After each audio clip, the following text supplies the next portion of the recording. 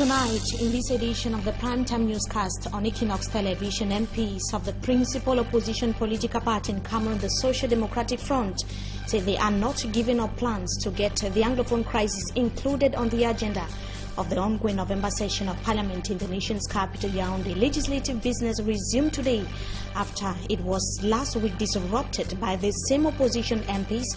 In this newscast, we tell you how the session that reopened this morning at the hemicycle in the nation's capital, Yaoundé, focused on the 2018 finance bill, what has changed and for what impact. We are going to be talking about it in this edition of the news. We revisit GBHS Fontem in the BLM division of the southwest region of the country, which is now in ruins after the institution was set ablaze by some yet to be identified individuals last weekend. What are local authorities doing to safeguard the population and goods? We'll tell you more on that in this newscast. Also ahead, General Express Voyage resumes activities after the 3-month suspension placed on the agency was lifted today by the Minister for Transport. Stay with us for the details. We shall be right back.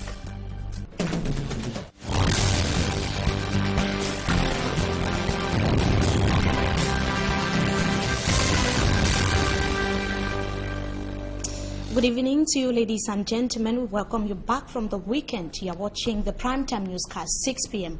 on Equinox Television. Let's begin our right to in the nation's capital. As we announced in headlines, SDF MPs have reiterated their willingness to get the Anglophone crisis included on the agenda of the November session of Parliament. Proceedings at the hemicycle, which were last week suspended, resumed today, Monday. They came to a halt after SDF MPs, it should be noted, indicated that the Anglophone problem must be addressed as a matter of urgency at the hemicycle.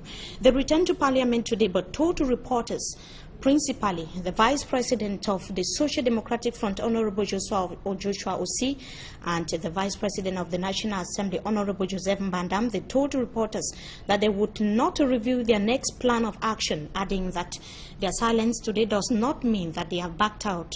Today's plenary sitting was focused on the 2018 finance bill tabled by government in Parliament.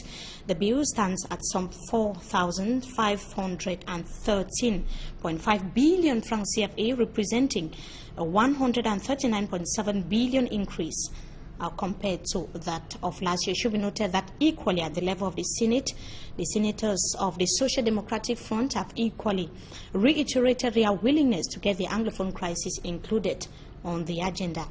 That is as far as the senatorial session is concerned. We take you now to the southwest region of the country. As we announced in the headlines, the entire administrative block of the government bilingual high school Fontem, the BLM division, is in ruins. The school was last weekend set ablaze by some yet to be identified individuals. It is just one of the series of arson attacks reported in Anglophone regions of the country since the crisis escalated. Davison Maimu traveled to Fontem in the BLM division of the southwest region of the country, tells us in the following report that even the Gendarmerie Brigade came under attack. His report. This is a remnant of what is left of things that used to be here inside the principal's office of government bilingual high school here in Fontem in the BLM division. In fact, everything has been destroyed. The administrative block totally destroyed by unknown persons. Security forces searching and combing the entire environment, entire division, to exactly fish out the perpetrators of this act. We have information that some persons are already detained at the National Gendarmerie here in Fontem as investigation is ongoing. In a crisis meeting called by the Front of Fontem, bringing together all the sub-chiefs, youth leaders, notables, the security and administration, the senior divisional officer for Fontem, Zachary Ongeto, said enough is enough and ordered the gendarmerie commander to shoot on sight if Seat of Wisdom College Fontem is attacked by vandals. We know that there are criminals here, and we know that the population is not helping us. We are going to get onto people that might be connected to any criminality in this country. We are going to do that. Cameroon is a state of law, and we must ensure that law takes its place. Is that clear? The order is as a result of traps littered around the school gate, ordering the school to be shut down within 48 hours, and an attempt to burn a gendarmerie vehicle parked in front of the gendarmerie brigade. Speakers after speakers, they all condemned the act of burning schools and prohibiting children from going to school. The principal of GBHS Fontaine, Nilwa Zinkeng Alexander, described the burning of administrative block as a great loss to the institution. It's so shocking. When I think of the archives, the equipment that is there, I feel really sad. Deficit mining, special signing in Fontaine headquarters, Media Alem Division, Southwest Region. Before we continue with our package from Fontaine, it should be noted that another institution was set ablaze. That was last night in the northwest region of the country. This time it was the Batibu Court of First Instance that went into flames. Reports say that it was set ablaze by some yet to be identified individuals who stormed the court. That was last night. What are the reactions of local authorities in the wake of the incident that occurred in Fontaine, Lebialem Division of the southwest region of Cameroon? The traditional ruler of Fontaine says that he is leaving no stone unturned. Fontaine revealed that his palace is putting extra efforts to ensure that peace and security reign in the village and the Lebialem Division as a whole. Let's hear him in the following excerpt. And I would say it's okay, even though we have the crisis. But I want to thank God because we are one of the few divisions, if not the only one, that throughout this crisis we have not lost somebody by way of shooting, and we have not registered any death. And we have only God to thank for that. And even despite the issues we are having, I want to believe and thank God that we are faring well, and we hope that we'll continue to fare well. Few schools have started, activities are stabilizing, and I'm doing my utmost to see that the activities continue to stabilize. And while the fund of Fontaine in the southwest region of the country is battling to restore calm in its area hit by socio-political crisis since 1 year ago, precisely in November 2016, its peers of the northwest region of Cameroon are still to hold talks on the current crisis. Chiefs in the northwest region are divided and still to come to a compromise. The question of who should or is leading NOWEFO, that is the Northwest Funds Union, is the bone of contention. Details in the following report. Power tussle has continued to prevail at the Northwest Funds Union, despite order from the Prime Minister, head of government, and the Mezam High Court for constitutional and leadership change at NOWEFO. As an elected General Assembly called by the outgoing President Fontechenjie was taking place in Kambe, Ndonga Mantung Division of the Northwest Region, a faction of NOWEFO gathered in Bamenda for a similar exercise. This was the outcome of the Bamenda meeting. Northwest Funds Union, His Royal Majesty Fonche Barnabas Mbonyi, the second of Mbot, President General-elect of the Northwest Funds Union, NOWEFO, has the honor to make public the newly elected NOWEFO Executive Bureau with Fonche Barnabas Mbonyi, the second of Mbot as President General, Fon Yakum Kevin Telvi of Bambalang as Secretary General, and Fon Asana, the second of Njong, as Treasurer General. Fonche Barnabas Mbonyi, the fon of Mbot, is from Ndonga Mantung, the division where the new president of NOWEFO was expected to be selected. When reporters sought to know how legitimate the move is, given that other NOWEFO members were meeting in Kambe and Do, the funds replied by saying that they are backed by the Constitution. What it is taking place there, it is a fake and selfish gain people who have modified a certain constitution which we have never adopted it. We are following our constitution of 1999 till the 7 divisions of the whole Northwest. It's true. Before reports from the chief town of Ndonga Mantung indicate that the fon of Kambe was made new NOWEFO president by the outgoing bureau. The fronts in Bamenda explained that their decision to withdraw from the elective General Assembly followed allegations of how the outgoing president was nursing plans to modify the constitution and create the post of president of General Assembly at Nowefo. To these custodians of the Northwest tradition, only a General Assembly has the power to change the Nowefo constitution and not an executive meeting or an individual. And we must work with the old constitution, and the constitution will never be tampered on. And we have to do it to maintain the culture of the Northwest Traditional Rulers Union. The reaction of the outgoing president of the Northwest Fronts Union is still awaited.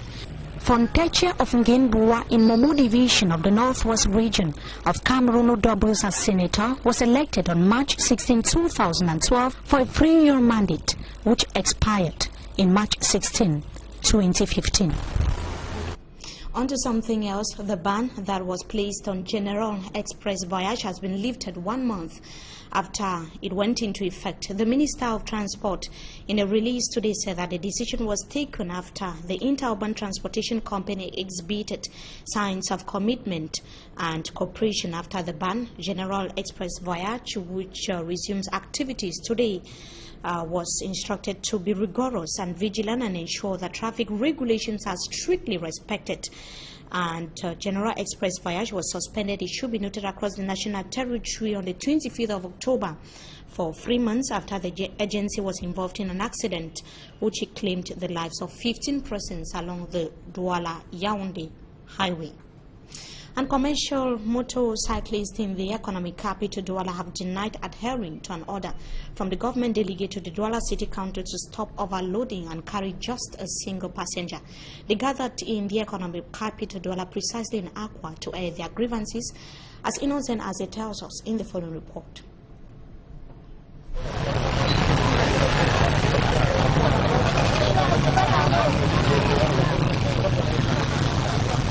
Rising disorder in the city of Douala within the commercial motorbike riding sector was the focus of the annual seminar that held at Salle de Fête d'Aqua on sensibilization of motorbike riders on their professionalism. Hundreds of motorbike riders who turned out for the meeting were urged to portray some degree of professionalism in their activity. Some regulations drafted by Dr. Freeze Ntone government delegates to the Douala City Council compel bike riders in various subdivisions of the Wuri division to dress appropriately, be in possession of identification jackets, license, including respect of the red light, among others.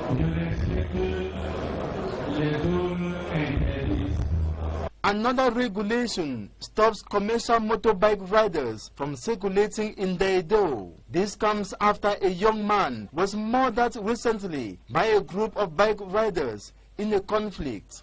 All these regulations are okay to the concerned bike riders except for one: overloading, that is, carrying 2 or more passengers on a motorbike, is prohibited.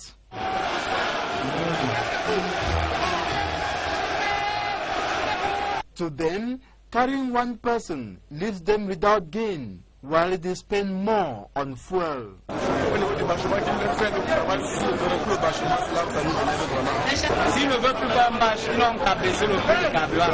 On the subject of non-respect of the red traffic signal, the riders admit they are often in the haste.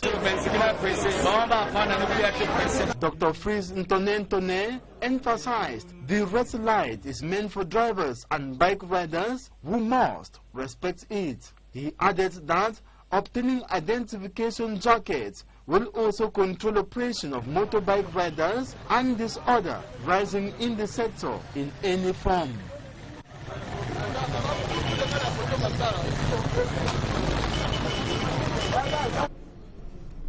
And in news out of the country, the French President Emmanuel Macron is multiplying initiatives to reinforce ties between France and the African continent. He is expected to begin his third visit to Africa that's going to be as from tomorrow, Tuesday. Babla Jonathan tells us more in the following report.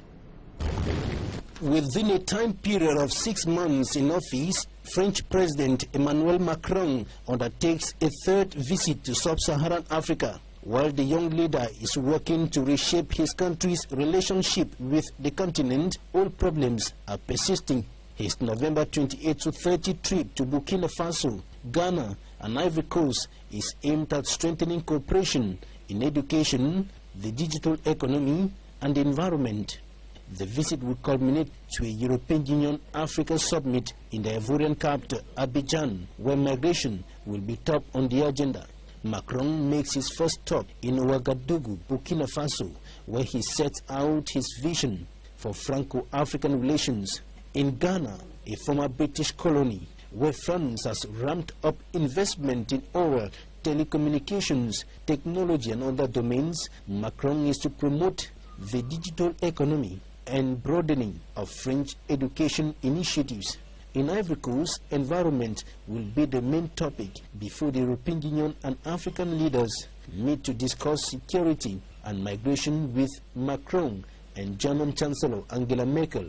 Discussions will be geared towards limiting the flow of migrants to Europe by the introduction of tighter checks and controls on African soil, not in Europe. As concerns 39-year-old French President Emmanuel Macron, all of these will be done while stepping up efforts to improve ties between France and Africa. He said to French ambassadors in August that Africa is not just the continent of migration and crisis, but also a continent of the future. J'ai condamné toujours la colonisation comme un acte de barbarie.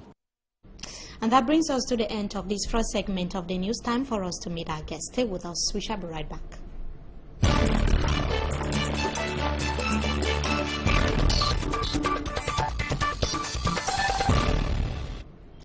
Legislative activities resumed this Monday at the hemicycle in the nation's capital, Yaoundé, after they were last week suspended by SDF MPs. The 2018 finance bill, which stands at some 4,513.5 billion francs CFA, was tabled in Parliament, and it has witnessed an increase compared to that of 2017. The finance bill stands at 4,513.5 billion francs CFA rather. One of the institutions to benefit from the increased finance bill is the elections governing body, ELECAM. In Cameroon, whose budget has increased from 35 billion to 50 billion francs CFA. As guests tonight, we have a political analyst, Mr. Ako John. Ako, good evening. Thank you so much for joining us tonight on Talking Point. Yeah, the pleasure is mine. We already have the finance bill. We see that it's so far having an increase from that of 2017. We equally saw the release by the President of the Republic just a few days ago that was indicating that Elections Cameroon's budget would increase from 35 billion to 50 billion francs CFA. Up to now, we have no electoral calendar in the country, and many people are posing a lot of questions. Does it mean that the 4 elections would be conducted in 2018 in the country, Mr. John Ako? Yeah. Normally, with the legal rules put in place and the electoral system like that of Cameroon, we know that the legislative or the members of parliament, their mandate will expire next year. Equally, the Senate will need to be renewed. The mandate of the president is also going to be renewed. So it is but clear that the budget titled to ELECAM was equally going to witness an increase. It was not wrong that the president did what he did. But then we equally have to look at, is there any activity surrounding ELECAM?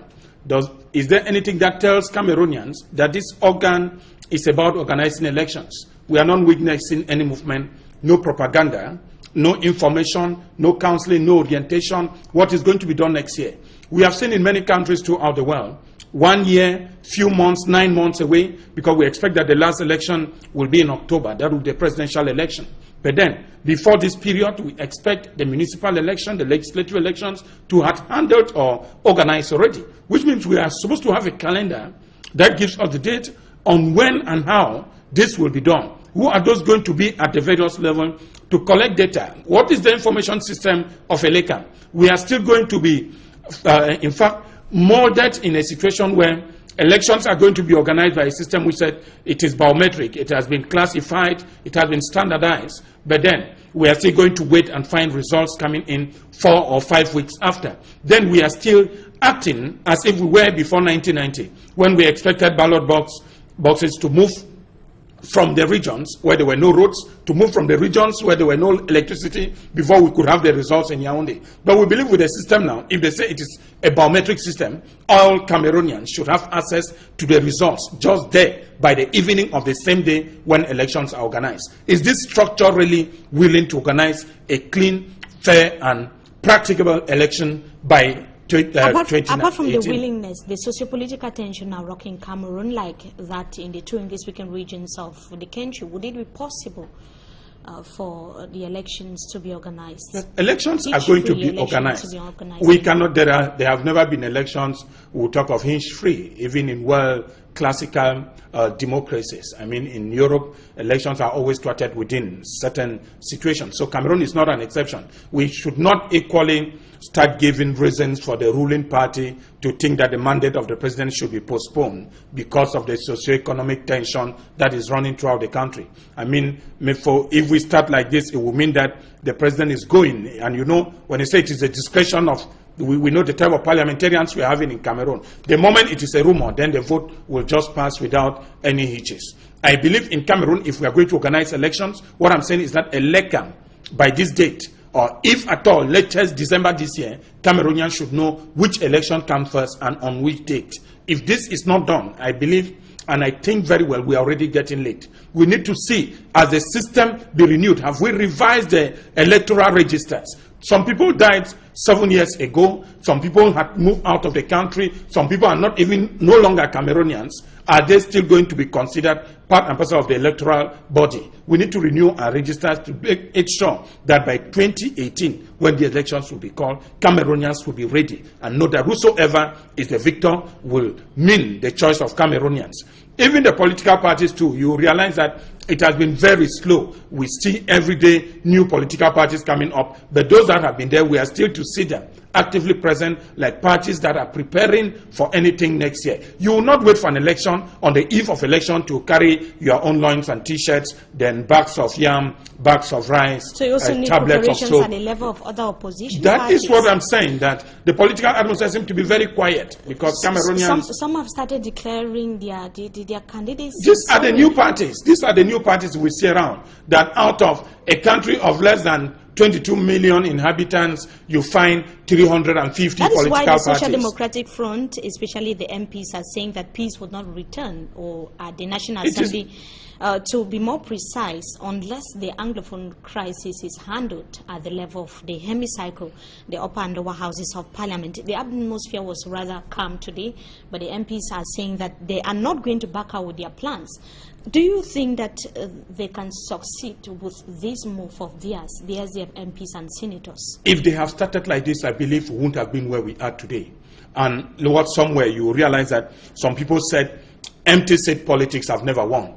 Keeping away from the assembly, not to discuss issues affecting Cameroonians, was an error from the SDF parliamentarians. We needed to see people like we call Wilberforce. Joseph Weber made a serious move, which was supposed to be applauded and supported by a group of these same people. But sometime in this November session, they decided to stay away. But I believe with equally counseling from the press, the SDF parliamentarian had gained a lot. Coming late? Do you think it's I said late? It is better to be late than to be delayed. Okay. The fact that it came now, in fact, a lot of Cameroonians applauded what SDF did. For more than 60 years in Cameroon, we see an opposition party present in parliament capable of aborting deliberations at the level of the National Assembly. We have never seen it. And if we consider again what is going on around other African countries, many Cameroonians think the SDF parliamentarians were equally motivated by the incidents and the events taking place in Zimbabwe, telling them that members of parliament have a role to play in the life of a nation,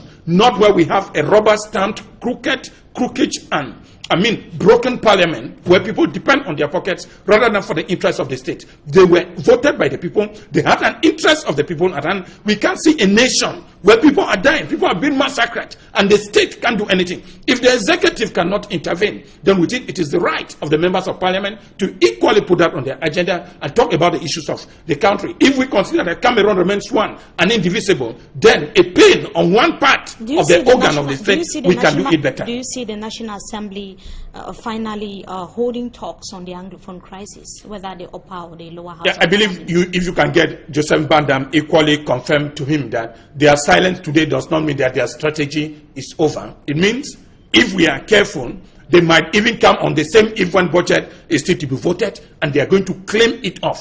If the budget is not voted for this session, you will equally realize that it will not only be Cameroonians, it's going to cost the state an amount of money to keep members of parliament again for another duration. Otherwise, we call it an extraordinary session to vote the same budget. I believe this is not the error, but there is a place for us to talk issues affecting Cameroonians. If we can discuss in the parliament, I don't think we have another forum where Cameroonians can talk issues affecting their nation. Another very interesting issue, the press is reporting that the President of the Republic is calling on chiefs in the northwest region of the country to consult and seek solutions to the current crisis. NOWEFO, the Northwest Funds Union that is still divided, calling on NOWEFO to propose solutions when there is fire in the house, there is scandal at the level of NOWEFO. What do you first of all have to say about that? What has just happened this year, we see the movement about chiefs being involved into politics. It was not the action, it is not reasonable. You remember, we are not going back to history. Some time ago, Cameroon has what we call the House of Chiefs in southern Cameroon, and the House of Chiefs were not chiefs. The House of Chiefs means a legislative body with full legislative powers. When issues affecting the nation are being discussed there, resolutions are arrived at. But when we destroy institutions that take care of the people and try to create fictitious political institutions to launder or applaud the state and show that we show, I don't know, we give adhesion to a particular political parties, I believe this is what is trying to happen within. In fact, even the chiefs in the southwest, it was not easy for them to come in and elect the new house, the chiefs of chiefs for the southwest region. This is indicative that the chiefs are now being divided because some people are for and others are against. We have never seen a regime, you realize what we are just talking about, NOWEFO. The president-elect is acting as a president when the president on seat is still to transfer him power. And at the same time we were talking, these groups of people were to meet in Cambe. The others who are elect decided to stay in Bamenda. They are already creating the division, telling you that they are not with the old bureau. They want to create their own bureau. Prior to this elective General Assembly, the Secretary General of the Northwest Funds Union, I'm talking about the outgoing bureau, was talking about how they were going to meet, talk about the Anglophone crisis, the crisis that has been going on for more than 1 year now. And now we are talking about division part also. Doesn't mean part also is above the crisis that has been rocking these regions for several months now, Mr. Jonah. This equally gives you the egoistic tendencies of those whom we call them chiefs. Because when you are a chief, I believe chiefs' issues are done in a traditional manner and the rules are clear. But when I said the outgoing General Assembly convened a meeting in Cambe, but the elected assembly decided to stay in Bamenda, and we were told, they said they are not going to out because the outgoing chief of funds wanted to re-amend the 1999 constitution and come back in office. But then they were not d'accord. I believe the proper place, as we just said here, is that they were supposed to go into the assembly ground, there in Cambe, all of them in union, then they decide on the issue together, then make Cameroonian settle. We are already having a pinpoint idea that there are some for the ruling party and there are some who think they don't participate with political parties. Meaning that the interest of the people is not their priority. This is what I said, egoistic tendencies. Where chieftaincies, chiefs that are made to secure the traditional values of the people, become propaganda agents for the state, there is a problem. If you put a conflict of interest within traditional values, we are going to suffer. And you should be very careful.